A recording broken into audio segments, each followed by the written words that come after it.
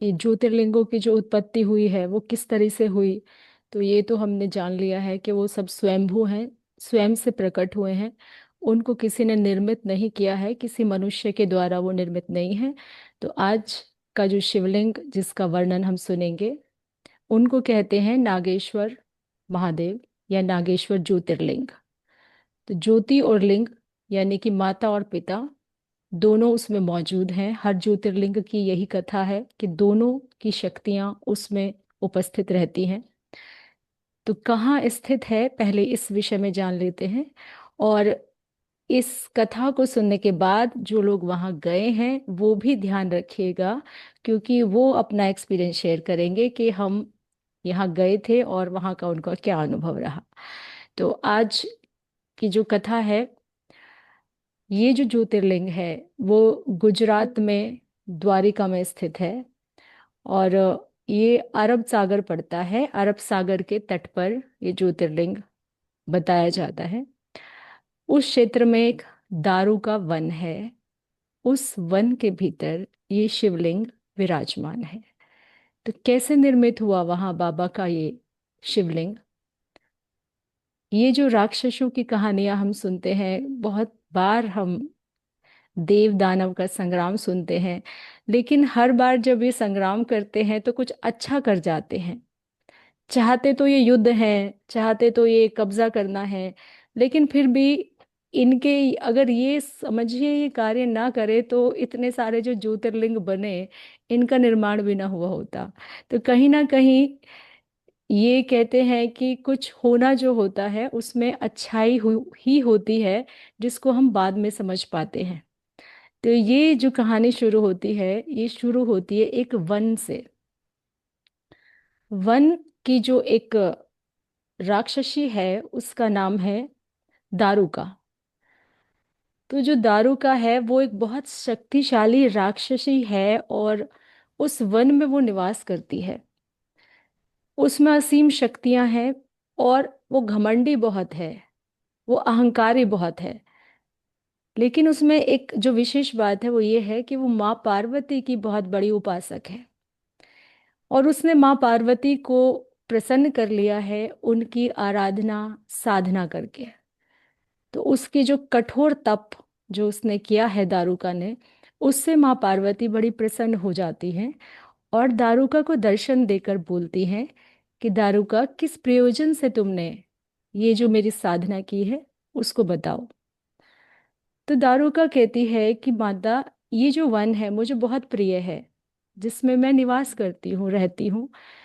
तो मैं ये चाहती हूँ कि ये जो वन है इसकी अधिष्ठात्री आप मुझे बना दें, इसकी स्वामिनी आप मुझे बना दें। और इस वन के भीतर जो कुछ पैदा होता है वो भोग विलास के लिए, मैं स्वयं के लिए और अपने जो मेरा वंश है, जो मेरी राक्षस जाति है, उसके लिए इसका उपभोग कर सकूं। तो माता तो प्रसन्न है, तो तुरंत तथास्तु कह देती है कि ठीक है दारुका, आज से जो है ये वन मैं तुम्हें प्रदान करती हूँ, और जो इसकी साम्राज्ञी होगी वो तुम होगी, तुम्हारा अधिकार होगा इस पर। और इस तरीके से वो जो वन था उसकी जो स्वामिनी है दारुका बन जाती है। वहां उसका राज्य चलने लगता है, और जो राक्षस हैं वहां उसका पूरा वंश है। और बहुत तरह तरह के वहाँ जो भी वो सुख सुविधा है, बहुत सुंदर है। जो दारुका है उसका जो पति है उनका नाम है दारुक। अब राक्षसों की एक विशेष प्रवृत्ति होती है कि ये जो होते हैं घमंडी स्वभाव के और अहंकारी तो होते ही हैं, और अपनी शक्ति का प्रदर्शन करना चाहते हैं। और जब किसी को ज्यादा शक्ति मिल जाए तो उसका तो दिखावा जरूरी अनिवार्य हो जाता है, फिर ये लोगों को सताना शुरू कर देते हैं। तो दारुक ने भी वैसा ही किया। इसका जो वन था बड़ा सुंदर था, सब बहुत अच्छा चल रहा था, किसी चीज की कमी नहीं थी। तो वन की एक खास बात क्या थी कि दारुका जहां भी जाती, उसकी इच्छा शक्ति से वो वन उसके साथ चलता था। तो उसके लिए तो बड़ा आसान था कि अपना, जैसे आप अपना घर उठा के कहीं ले जाए, हम्म। तो आपको कोई ट्रेवल का एक्सपेंसेस, किसी तरह का कोई खर्चा भी नहीं करना है, और आप पूरा कहीं पे भी जा सकते हैं उसे लेकर। तो वो सब जब जाती थी तो पूरा वन उसके साथ जाता था और उसके कोई सुख सुविधा में कमी नहीं आती थी। तो कितनी बड़ी बात थी ये। दूसरी एक और भी चीज़ है, देखिए आज भी हम वन पे डिपेंड करते हैं। लकड़ियाँ, पौधे, ये सब हमारे लिए ज़रूरत है। और हमारी ज़रूरत का सामान वनों से ही आता है, चाहे अब वो किसी भी फॉर्म में बन गया हो। हमारा भोजन, सब कुछ। पानी, यानी नदियाँ, जो पहली सिविलाइजेशन डेवलप हुई वो गंगा के तट पर ही डेवलप हुई और उसको बड़ा अच्छा सभ्यता माना जाता है। तो उसमें हम हड़प्पा, मोहनजोदाड़ो, इस तरह के भी नाम लेते हैं। तो ये सभ्यता गंगा के तट से ही शुरू हुई और गंगा सबसे लंबी नदी है। तो इसीलिए इन नदियों का विशेष महत्व है, सागर का विशेष महत्व है। तो उसके पास जल भी था, वन संपदा भी थी, सब कुछ उसके पास था। अब एक गड़बड़ जो उन्होंने की वो यही की कि उन्होंने लोगों को सताना शुरू कर दिया। अब पूरे वन में हाहाकार मचा दिया और वहां जो लोग और रहते थे, जो जीव जंतु भी थे, उनको भी वो परेशान करते थे, मारकर खा जाते थे राक्षस। और कोई ब्राह्मण मिल जाए तो उसको तो तरह तरह की यातनाएं देते थे। और आसपास जो लोग यज्ञ कर रहे होते थे, जाके कोई पानी डाल देता था, कोई मांस का टुकड़ा फेंकाता था, कोई किसी को उठाकर ले आता था। स्त्रियां भी वहां सुरक्षित नहीं थी। इस तरह से उसने अत्याचार करना शुरू कर दिया। अब इन सब चीजों से जो है कोई ना कोई तो फिर बचाने आता है। तो फिर क्या हुआ, धीरे धीरे ये सब चलने लगा। और जो दारूका है वो असली मकसद भूल गई। क्योंकि देखिए, जब दारूका ने माता से प्रार्थना की तो उसकी प्रार्थना में बड़ी विनम्रता थी, उसकी प्रार्थना में बड़ी संतुष्टि का भाव था, बड़ा प्रेम था कि माता ये वन अगर मुझे दे देंगी तो मैं जो हूँ जीव जंतुओं की भलाई के लिए कार्य करूंगी, मैं प्रकृति की रक्षा करूंगी। उसने वचन तो ये दिया, लेकिन काम वहां ये नहीं हो रहा था, काम वहां कुछ और हो रहा था। तो माता ने तो इसलिए नहीं दिया था कि अगर हमें कोई शक्ति मिल जाती है तो क्या हम दुरुपयोग करेंगे, तो शक्ति भी छीन ली जाती है। तो इसीलिए उसने अपना ठिकाना जो पहले मांगा, और फिर वो चला जाए उसके लिए भी उसने पूरी अपनी तैयारी कर ली, ना समझी में। अब क्या हुआ, धीरे धीरे ये चीजें चलने लगी। और अब जब लोग परेशान होने लगे तो एक बार कहीं यज्ञ चल रहा था और वहाँ जो देवताओं को प्रसन्न करने के लिए ऋषि मुनि बैठे थे, वहाँ उन्होंने ऐसा ही कुछ मांस का फेंक दिया और जिससे कि वहाँ यज्ञ भंग हो गया। इससे जो वहाँ के ऋषि मुनि थे बहुत क्रोधित हुए, लेकिन राक्षसों ने कुछ को खा खा डाला और कुछ को मार के भगा दिया।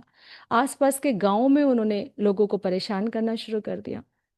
तो उस स्थान पर एक आर्व नाम के बहुत बड़े तपस्वी रहते थे, ऋषि रहते थे। तो जो लोग वहां परेशान हो गए वो उन ऋषि की शरण में गए और ऋषि से प्रार्थना करके कहने लगे, हे ऋषिगण, हम तो यहाँ के किसान हैं, यहाँ के मजदूरी करते हैं, अपना पालन पोषण किसी प्रकार से करते हैं, ये राक्षस हमें जीने नहीं देते, हमारी रक्षा कीजिए, हमें शरण में लीजिए। अब जो ऋषि आर्व थे उनकी तपस्या का बल बहुत ज्यादा था। तो जब वो ये समझ गए कि ये शरणागत हैं और यदि भगवान की शरण में कोई चला जाए, किसी सन्यासी ऋषि की शरण में चला जाए, तो खाली हाथ नहीं लौटाते। तो उन्होंने ऐसा श्राप दे दिया इन राक्षसों को कि यदि तुम पृथ्वी पर रहकर किसी भी प्रकार का कोई दुष्कर्म करोगे, चाहे जीवों को सताना हो, चाहे नदियों को खराब करना हो, पेड़ पौधों को शत विक्षित करना हो, लोगों को मारना हो, कोई भी यदि तुमने यहाँ कार्य किया तो तुम तुरंत मृत्यु को प्राप्त हो जाओगे। अब ये तो बहुत बड़ा श्राप था राक्षसों के लिए, क्योंकि वो सिंपल तरीके से रह ही नहीं सकते थे। ऋषि आर्व ने कहा कि अगर रहना है तो शांति में रह सकते हैं, कोई दिक्कत नहीं है आपको पृथ्वी पर, लेकिन यहाँ रहने के लिए अगर आपने कोई अत्याचार किया तो आप मृत्यु को प्राप्त हो जाएंगे। अब राक्षस और अत्याचार ना करें ये हो नहीं सकता, क्योंकि सबकी प्रकृति है, अगर बिच्छू है तो डसेगा ही, सांप है तो जहर होगा ही, तो उसकी प्रकृति है। तो इसी तरह से इनकी भी अपनी प्रकृति थी। अब ये रह नहीं पा रहे थे। अब एक डर भी था कि अगर कुछ किया तो मृत्यु को प्राप्त हो जाएंगे, और बिना करे रहना नहीं है।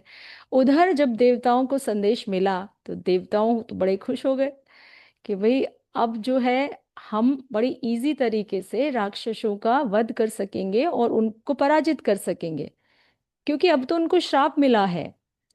वो चाहते हुए भी हम पर आक्रमण नहीं कर सकते। अगर उन्होंने आक्रमण किया तो वो वैसे ही मारे जाएंगे श्राप की वजह से। तो इस वजह से उनको भी एक लाभ हो गया इसमें। इंद्र भी बड़े खुश हुए। अब हो क्या रहा था कि धीरे धीरे एक दूसरी रणनीति उधर देवताओं की तरफ से चल रही थी कि वो धीरे धीरे राक्षसों को अपने रास्ते से हटाने लगे, या उनको जो अत्याचारी थे या पहले उन्होंने बड़े कर्म किए थे उनको दूसरी जगहों पे व्यवस्थित करने लगे और उनसे बदला लेने लगे। कुछ राक्षस इस उसमें मारे भी गए। अब इन राक्षस जाति का जो सरदार थे उनको चिंता होने लगी कि अब हम अपने वंश को कैसे बचाएंगे, अब क्या किया जाए। तो सब जो है दारुक की शरण में जाते हैं, जो दारू का वन का स्वामी है और उसकी पत्नी उसकी स्वामिनी है, और कहते हैं कि आपके पास तो इतना बड़ा विशाल वन है और राक्षस जाति संकट में है, तो क्या आप हमारी सहायता नहीं करेंगे। इस तरीके से वो दारुका को कहते हैं। तो दारुका कहती है कि ठीक है, मैं अपने वन में तुम सभी को शरण दूंगी। उसके वन में पहले से ही बहुत राक्षस रहते थे, उसकी जाति के, उसके वंश के। अब उसने और जो आसपास के शरण लेने आए उन सबको शरण दी, लेकिन केवल राक्षसों को। लेकिन जो वन था तो वो पृथ्वी पर ही ना, तो कर तो वो फिर भी ये कार्य नहीं कर सकते थे। तो दारुका ने सोचा कि यदि पृथ्वी पर रहेंगे तो मारे ही जाएंगे और हम यहाँ अपना विकास नहीं कर सकेंगे। तो उसने क्या किया, वो पूरे वन प्रदेश को लेकर समुद्र में आ गई और वो जल में उसने स्थापित कर दिया अपने दारू का वन को, जो जिसको हम अरब सागर कहते हैं आज। वहां उसने उस वन को स्थापित कर दिया। अब राक्षस बेखौफ थे, उन्हें किसी का डर नहीं था, क्योंकि वो जल में रह रहे थे। अब वो वहां खूब मस्ती करते, जो पहले से उस वन में लोग थे उनको खूब सताते, खूब अपना जो कर सकते थे वो कर रहे थे और अच्छे से रह रहे थे। दारूका ने भी बिल्कुल हद कर दी थी, हर तरीके से वो अत्याचार करने में लिप्त हो गई और उस चीज को भूल गई। अब उसका घमंड और ज्यादा बढ़ने लगा, क्योंकि बड़ी सुंदर सुंदर वनस्पतियां, बहुत अच्छी अच्छी रत्न मणियां उसके उस जंगल से निकलने लगी। तो वो बड़ी धनी भी हो गई और हर तरीके से ऐश्वर्य उसके पास था। अब उसके पास सरदारों की, अपने राक्षसों की पूरी सेना थी। वो किसी से डर नहीं रही थी। लेकिन क्या हुआ, एक बार अरब सागर में बहुत सारे जो युवक हैं और जो लोग हैं वो यात्रा करने लगे। एक बहुत बड़ा साहूकार था। वो जो साहूकार था उसका नाम सुप्रिय था, और वो अपनी टोली के साथ कई सारी नावों में सवार होकर उस रास्ते से व्यापार करने के लिए जा रहा था। तो बहुत सारी नावें थी उसके साथ, बहुत सारे लोग थे। अब राक्षसों को बहुत समय से इतने लोग नहीं दिखे थे, क्योंकि वहां कोई आता जाता नहीं था। वो पानी के भीतर था। तो उनके जो गुप्तचर थे उन्होंने सूचना दी दारूक को कि आज तो एक बहुत सुअवसर है हमारे लिए, भोजन की बड़ी अच्छी व्यवस्था हो जाएगी और इतने सारे लोग हैं, तो चलो अपनी सेना तैयार करो, उनको बंदी बना कर लाते हैं।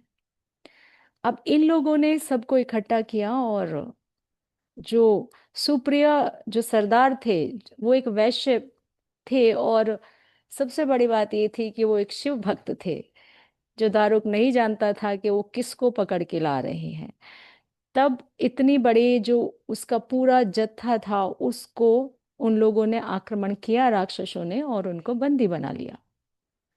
जब उनको बंदी बना लिया गया, वो समझ नहीं पाए कि किस कारणवश, हम तो आराम से अपना कार्य करने जा रहे थे। राक्षस जो थे बंदी बनाया, उनको कोड़ों से पीटा जाने लगा। और जब उनका खून निकल रहा था, जब वो चिल्ला रहे थे, तो राक्षस उसका आनंद उठा रहे थे। उनके लिए वो एक क्रीड़ा हो रही थी, जैसे कोई खेल हो, और लोग तालियां बजा रहे थे। वो चीखते तो वो और ज्यादा खुश होते। तो इतनी क्रूरता वहां थी। और धीरे धीरे जो है उन्होंने उनको कारागार में भर दिया कि इनको धीरे धीरे हम लाएंगे और खाएंगे और इनका भक्षण करेंगे और सताएंगे, तो आनंद कई गुना हो जाएगा। अब जब सुप्रिया जो है कारागार में बंद थे, तो उनको महादेव की याद आई। उनको कई बार पहले महादेव के दर्शन हो चुके थे और वो हर समय उन्हीं के स्मरण में रहते थे। तो उन्होंने वहां बैठ के ध्यान किया कारागार में और प्रभु से कहा, हे प्रभु, मैं मारा भी जाऊं तो कोई दुख नहीं है, परंतु मेरे साथ इतने लोग आए हैं, मैं सरदार हूं, इनकी जिम्मेदारी मेरे ऊपर है, मुझे ऐसे पाप से बचा लीजिए और इनको मुक्त करवा दीजिए।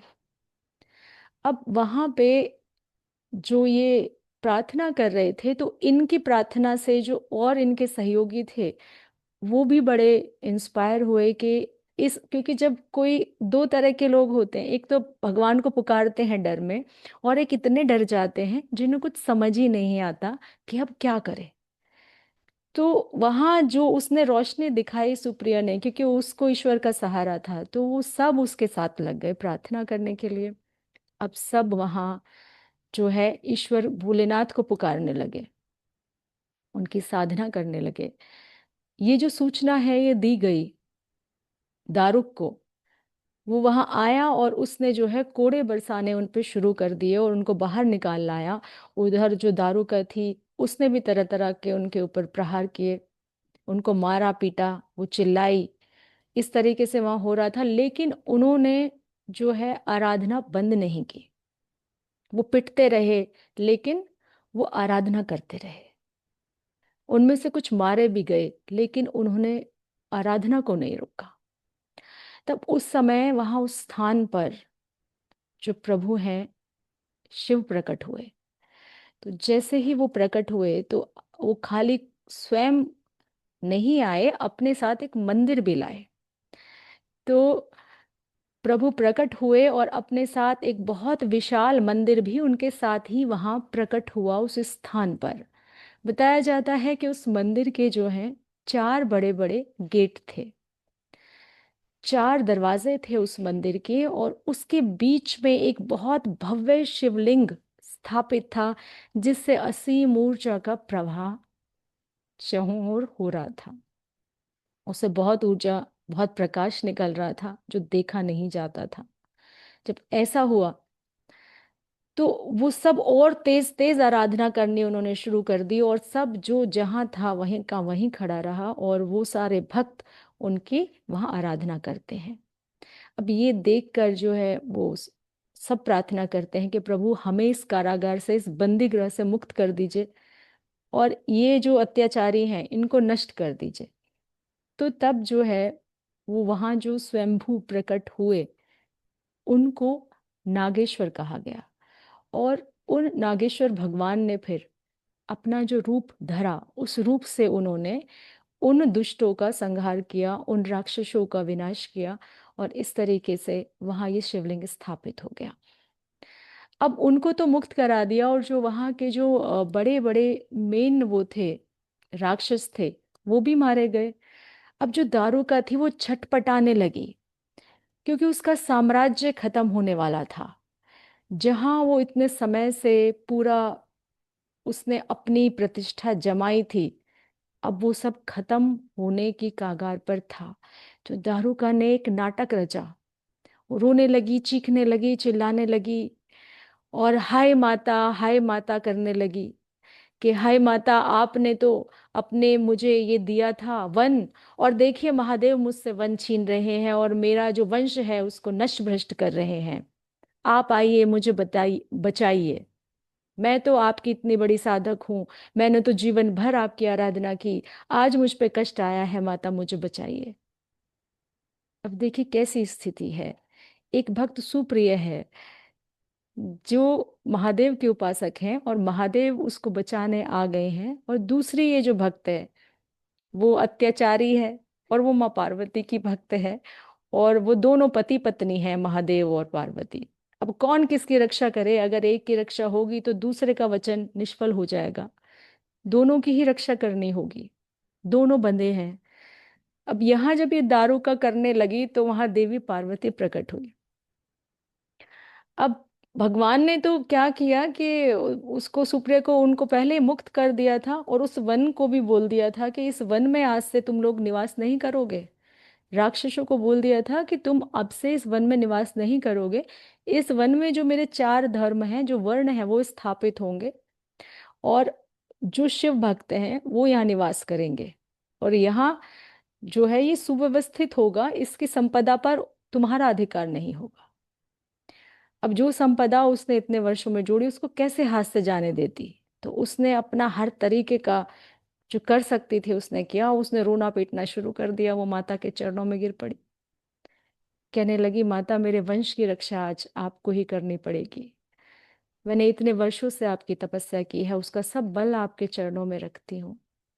मुझे ये वन, मेरी गरिमा, मेरी प्रतिष्ठा, मेरा वंश लौटा दीजिए।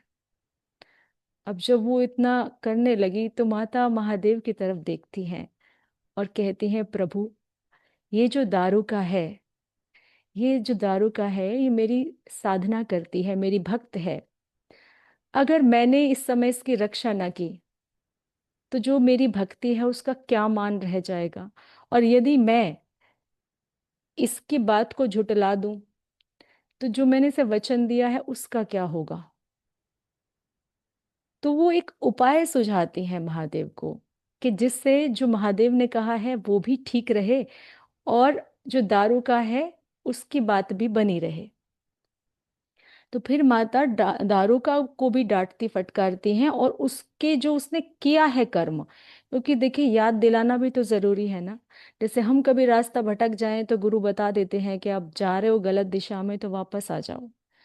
तो माता दारुका को वो दृष्ट दिखाती हैं कि तूने कितना अत्याचार किया। मैंने क्या ये वन तुझे इसलिए दिया था? वो वचन याद कर कि जब किस कारणवश तूने ये सब मुझसे मांगा और तूने क्या किया। दारुका याद करती है, याद करती है। कुछ थोड़ा बहुत पश्चाताप आता है, क्योंकि उसका अहंकार बहुत बड़ा है, वो उसको पश्चाताप को आने नहीं दे रहा। उसका घमंड बहुत विशाल है, अभी वो टूटा नहीं है। तो माँ कोशिश कर रही हैं कि ये पश्चाताप की भावना में आ जाए तो इसको क्षमा कर दो। देखिए ईश्वर कितने दयालु हैं कि हम लोग कुछ भी करें, लेकिन वो हमें वहां लाना चाहते हैं। वो समझ गई थी कि दारूका की मंशा ठीक नहीं है, वो नाटक कर रही है। अब उसको अवसर देती हैं कि जे तू अपना पिछला याद कर, और अगर वो कह रही हैं अगर पश्चाताप में आ जाएगी तो तुझे क्षमा कर दूंगी। अवसर दिया दारुका को। अब दारुका जो है धीरे धीरे आने लगी पश्चाताप में, जब उसको अपने कर्म याद आने लगे कि तूने कितना घोर, क्या क्या तूने ना कर दिया। उसने कुछ छोड़ा ही नहीं था, बहुत कुछ वो कर चुकी थी। कि अब तो संभल जा, अब तो संभल जा। फिर भी दारुका नहीं समझती और फिर नाटक करती है। तब अंत में माँ जो है पार्वती भोलेनाथ की तरफ देखती हैं और कहती हैं, वो असल में दारुका को समझाने के लिए कहती हैं कि स्वामी, ये जो दारुका है ना, ये मेरी ही शक्ति है। ये तमोगुणी शक्ति है, मेरी ही शक्ति है। और यदि मेरी शक्ति के द्वारा द्वारा ये तमोगुणी प्रवृत्ति कलयुग के अंत तक बनी भी रहे स्वामी, तो इसमें कोई आपत्ति ही क्या है। अब ये प्रस्ताव भी है, ये बात को मानने का, मनवाने का तरीका भी है, लेकिन ये आदेश नहीं है। तो कैसे बात कही जानी चाहिए, इस बात में माँ पार्वती बहुत निपुण हैं।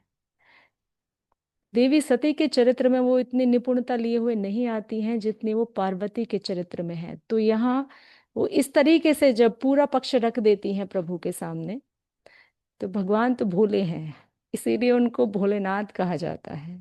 कोई विवाद नहीं, कोई कुछ नहीं, और कह देते हैं, ठीक है देवी, जैसा तुम चाहो वैसा ही सही। तो अब क्या कहते हैं कि ये जो राक्षसी दारुका है, वो उनकी शक्ति मानकर कि ये माता ने कहा कि ये मेरी ही शक्ति है, लेकिन कैसी शक्ति है? तमोगुणी शक्ति। और देखिए यदि हम ये कहें ना कि सिर्फ सदोगुण ही जरूरी है, तो ऐसा नहीं है। क्योंकि जब ये बात मुझे याद आई कि जब हम हेड़ा खान बाबा जी की वो पुस्तक पढ़ रहे थे, तो उसमें बाबा जी ने कहा था कि प्रकृति के लिए तीनों गुण आवश्यक है। अगर ये तीन गुण यहाँ नहीं होंगे ना, तो प्रकृति अपना कार्य नहीं कर सकेगी। आपको संतान भी चाहिए, नहीं तो पृथ्वी पे रहेगा कौन। आपको कोई लड़ने को भी चाहिए, वरना आपकी अपनी शक्ति का पता कैसे चलेगा, है ना। और आपको कोई अच्छे इंसान भी चाहिए, जिससे कि आप जो है संसार में धर्म को फैला सके। तीनों शक्तियों की जरूरत है। इसीलिए माता ने कहा कि मेरी तमोगुणी शक्ति को अभी बने रहने दीजिए स्वामी, क्योंकि इसकी अभी आवश्यकता है आगे। अब ये आवश्यकता क्या है, उसका जिक्र, उसका कथा इसमें नहीं है। लेकिन इसकी आवश्यकता है तो निश्चित ही कोई कथा किसी पुराण में अवश्य होगी। अब क्या कहते हैं आगे। तब प्रभु ने कहा कि ठीक है देवी, यहाँ इनके ये जो है दारुका का जो वन है, वो उसमें इन्हीं के वंशज रहेंगे और इनको ये स्थान मिलेगा। लेकिन दारुका को भी एक वचन देना होगा कि अब वो यहाँ अत्याचार नहीं कर सकेगी, और मैं यहीं भक्तों की रक्षा के लिए विद्यमान रहूंगा इसी वन में। तो तब से जो है प्रभु वहां स्थापित हो गए, और माता तो पहले से ही वहां आई ही हुई थी, तो माता को तो स्थापित होना ही था। तो इस तरह दोनों स्थापित हो गए। अब कहते हैं कि तब भगवान कहते हैं महादेव कि कलयुग के अंत में, सत्ययुग के आरंभ में, महासेन का जो पुत्र होगा, देखिए दोबारा से बता रही हूँ, कलयुग का जब अंत होगा और सतयुग का आरंभ होगा, अगर इसको अब जोड़ें तो अब तो वही समय चल रहा है। कलयुग का अंत हो रहा है, सतयुग आने वाला है, तो एक बीच का जो समय है वो है, और वही इसमें कहा गया। अब देखते हैं कि क्या ये राजा आएंगे। अब देखते हैं कि महासेन का पुत्र, इन्होंने कहा कि जो सतयुग आरंभ होने वाला होगा, तो जो महासेन का पुत्र होगा उसका नाम होगा वीरसेन। और जो वीरसेन है वो यहाँ मेरे दर्शन के लिए आएगा, और मेरे शिवलिंग की एक खास बात होगी कि जो यहाँ आके मेरे दर्शन करेगा वो इस पृथ्वी का सम्राट बन जाएगा। तो बता रहे हैं पहले ही कि कौन आएगा, महासेन का पुत्र वीरसेन आएगा और मेरा दर्शन करेगा, वो मेरा अनन्य भक्त होगा। और मेरे दर्शन करने के पश्चात वो इस पृथ्वी का सम्राट यानी चक्रवर्ती राजा बन जाएगा। तो ऐसा वहां भोलेनाथ कहते हैं। इस प्रकार ये जो ज्योतिर्लिंग है, वो जो स्वरूप है भगवान का, वो उस स्वरूप में विद्यमान हो जाते हैं, यानी उस ज्योतिर्लिंग में विद्यमान हो जाते हैं नागेश्वर के रूप में। और माँ पार्वती नागेश्वरी के रूप में उस शिवलिंग में स्थापित हो जाती हैं। तो इस तरीके से ये जो शिवलिंग है यहाँ स्थापित हुआ, और इसकी पूजा अर्चना यहाँ की जाने लगी। अब क्या हुआ, जब ये शिवलिंग स्थापित हो गया तो उस स्थान पर जितने भी ऋषि मुनि थे, जिसको जहां से कुछ भी सूचना मिली, वो इस स्थान पर आना शुरू हुए। और देवी देवता इस स्थान पर आना शुरू हुए। जो उनका विशेष भक्त था वो उस स्थान पर आया, जिसकी कृपा से वहां शिवलिंग स्थापित हुआ। अब दारुका ने भी अपने पति के साथ, अपने पूरे वंश के साथ इस शिवलिंग की आराधना की है, माता पार्वती के